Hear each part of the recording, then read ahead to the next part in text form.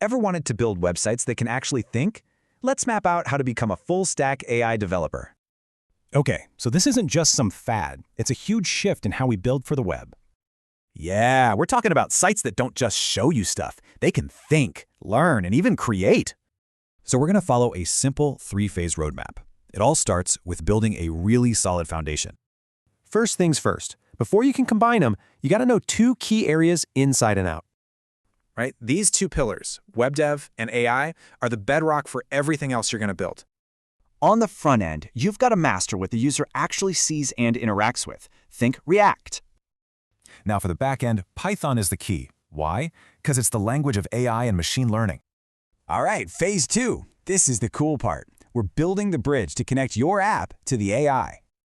The most common way is a REST API. Think of it like a translator between your front end and the AI.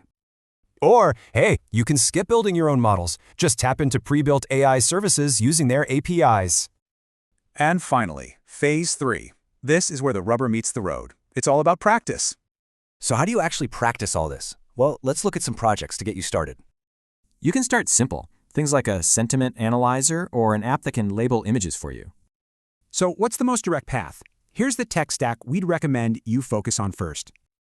Yeah, this stack is a powerhouse. It gives you an incredibly powerful and popular combo for building these apps.